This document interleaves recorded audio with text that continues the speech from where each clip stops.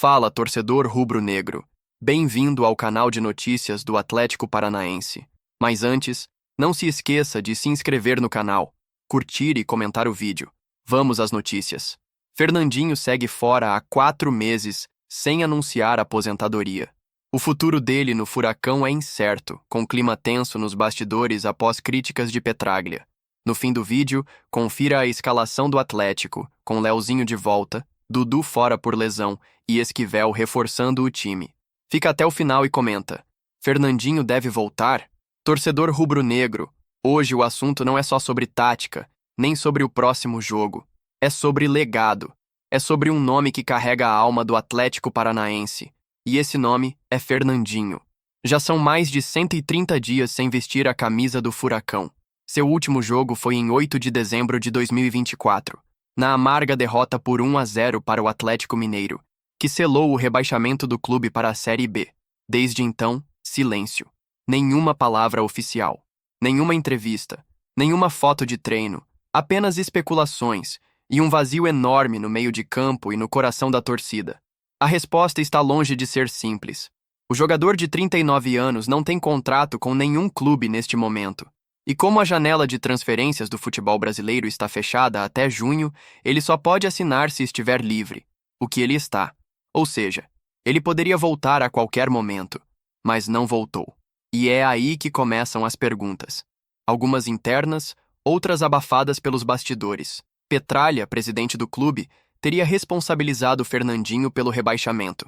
Uma acusação forte, dolorosa, e que pode ter mexido mais do que se imagina com a decisão do camisa 5 de permanecer ou não no clube. Fernandinho não é um jogador qualquer. Ele é símbolo, é história viva. Foi ele quem escolheu voltar ao Brasil, mesmo podendo continuar na Europa. Foi ele quem recusou propostas maiores para vestir a camisa rubro-negra. E foi com ele em campo que o Furacão enfrentou gigantes, de igual para igual. Mas com o rebaixamento vieram as críticas. Algumas justas, outras nem tanto. A idade começou a pesar na análise fria da imprensa.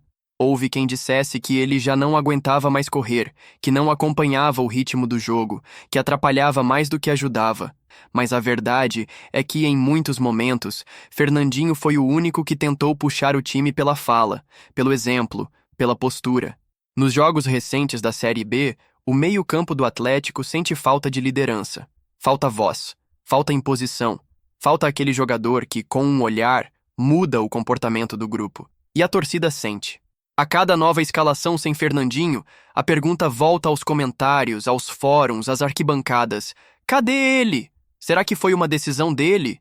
Ou do clube? Será que o vestiário se dividiu?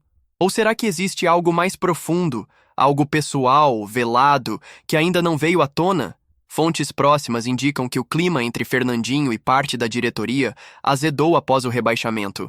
O silêncio do atleta teria sido interpretado como distanciamento. Petraglia, por outro lado, não teria feito esforço para reverter esse afastamento. O que era para ser um projeto de longo prazo, uma liderança técnica e institucional para reerguer o clube, virou um dilema. E isso pesa. Pesa para quem acompanha o futebol com o coração. Porque todo torcedor sabe que Fernandinho não é só um jogador. Ele é um capítulo inteiro das histórias do Furacão. Desde que voltou ao clube, Fernandinho atuou em mais de 70 partidas, somando o Campeonato Brasileiro, Copa do Brasil, Libertadores e competições estaduais. Foi líder em desarmes, em passes certos e, acima de tudo, em presença. Mesmo sem os holofotes da Europa, ele aceitou viver a realidade do futebol brasileiro com humildade. Aceitou jogar em gramados ruins, enfrentar viagens desgastantes, lidar com calendários sufocantes. E mesmo assim, seguiu sendo exemplo. O futuro de Fernandinho está nas mãos de 3 forças: a vontade do atleta, a decisão da diretoria e a pressão da torcida. E nenhuma dessas forças está em equilíbrio neste momento. O atleta segue em forma, pelo menos fisicamente, segundo informações de bastidores. Treina por conta própria, mantém rotina de alto rendimento e evita aparições públicas. Mas a dúvida é, ele ainda quer vestir a camisa do Atlético? Ou será que, magoado, ele escolheu se retirar em silêncio, sem fazer barulho, como quem entende que o ciclo acabou, mas não quer expor feridas? Não é sobre um jogador a mais, é sobre representatividade, é sobre um símbolo de luta, de entrega, de identidade. E o que mais machuca o torcedor não é a ausência em campo, é o vazio nas entrelinhas, a falta de clareza, a sensação de que estão deixando Fernandinho sair pela porta dos fundos de um clube que ele ajudou a construir. A maior dúvida segue fora das 4 linhas. A pergunta que ecoa cada vez mais alto: onde está Fernandinho? E quando, ou se, ele volta, o que vai encontrar? Porque o Furacão não é o mesmo sem ele. E a Série B pode até ser mais difícil do que muitos imaginam. Mas para quem tem um jogador como ele no elenco, ou ao menos por perto, a esperança tem outro peso. E agora, torcedor, fica a pergunta: você acha que Fernandinho ainda deve voltar? Ou é hora de encerrar esse capítulo com dignidade? Deixe nos comentários. Essa é uma daquelas histórias que ainda não acabou. E talvez, como tantas outras, ela ainda tenha um final surpreendente. Neste domingo, às 19 horas, a Arena da Baixada será palco de mais um confronto crucial para o Atlético Paranaense. O duelo contra o CRB carrega um peso que vai muito além dos 3 pontos. É uma verdadeira prova de fogo para o elenco, para o técnico Maurício Barbieri e para toda a estrutura emocional do clube, que busca se reencontrar na temporada após momentos de instabilidade. Mas antes de a bola rolar, o torcedor já recebeu um baque. Uma baixa importante mexeu com o planejamento do time titular. Logo de cara, a notícia que ninguém queria ouvir: o lateral Dudu está fora da partida. Sim, fora até mesmo da lista de relacionados para o jogo. O motivo: novas dores no joelho, uma lesão crônica que o persegue desde sua chegada ao clube e que já havia afastado o jogador anteriormente. É a segunda vez só no mês de abril que ele sente esse incômodo, ligando o alerta para o departamento médico. Dudu vinha sendo o reserva direto de Palácios, e sua ausência abre uma lacuna que, ao mesmo tempo, vira oportunidade para outro nome conhecido da torcida. A grande novidade entre os 24 jogadores convocados por Barbieri é o retorno de Leozinho, jovem atacante que estava fora das últimas listas, mas que agora reaparece como opção ofensiva no banco de reservas. Leozinho traz consigo o fator surpresa, aquele gás que pode mudar o ritmo de um jogo truncado.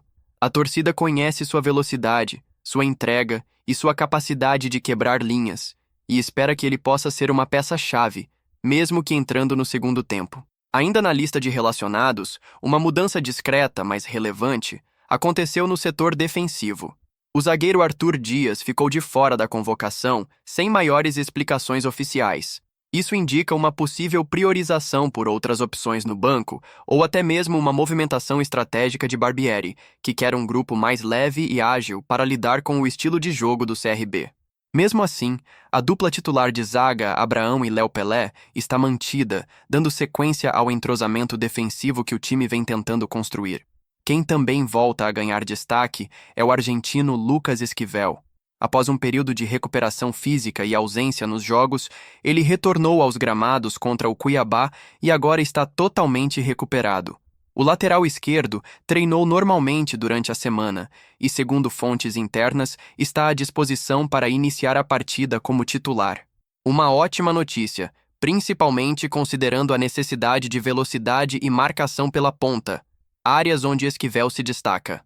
O técnico Maurício Barbieri não deve fazer grandes mudanças na estrutura tática da equipe, apostando em uma formação que mistura consistência com leveza ofensiva.